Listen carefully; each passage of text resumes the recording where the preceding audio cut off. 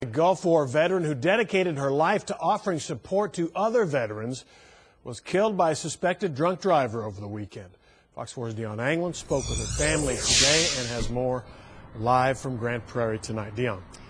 Well, that's right, Steve. Cynthia Burke spent a lot of time here at this National Guard complex. In fact, it is just beyond the neighborhood street where she lived. And while police investigate this drunk driving crash that killed her, her family is celebrating her life of service.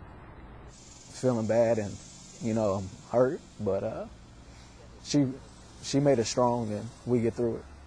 Army veteran Cynthia Burke's courage is quite evident in her 3 adult sons. During this holiday week that was perhaps most meaningful to the always patriotic single mom, police say she was killed by a drunk driver. What's this? That's something, yeah, she's doing something for looks like the VFW. Her service and support for other veterans evident up to the moment of her death. So on Saturday morning, she was heading to a ribbon cutting ceremony for veterans. And she was in Dallas, driving eastbound on Davis Street. Police say that's when 20-year-old Christian Hernandez was driving on the wrong side of the road and crashed head-on with 57-year-old Burks. She was pronounced dead at Methodist Central.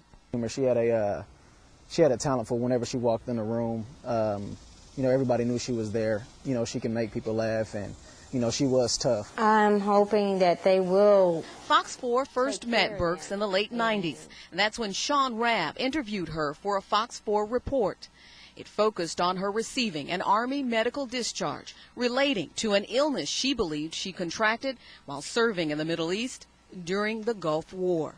Since then, she has supported veterans here at home, working with the USO, welcoming troops home at DFW Airport. Her sons say she even showed her passion for fellow troops in front of her home, which is down the street from the Texas National Guard Armory in Grand Prairie. When they would come through with, military trucks and everything, she would put on her full uniform. She would stand just about really right here with her bag ready as if, she was ready to go, and she would salute, her friends, the people that she knew, coworkers and everything. They would honk the horn, salute her back. Really, the only thing I can say is it just feels unreal. So when it hits, I'm sure it's going to hit hard, but it just feels unreal right now. Now, her family says that Burks will be buried at the National Cemetery here in North Texas. The suspect, Christian Hernandez, is charged with intoxication manslaughter. Steve? Yeah, Dion, I want to ask you about that. Hernandez is charged with drunk driving. What do we know? Did they give him a field sobriety test, or did he blood draw? How has that evidence come together so far?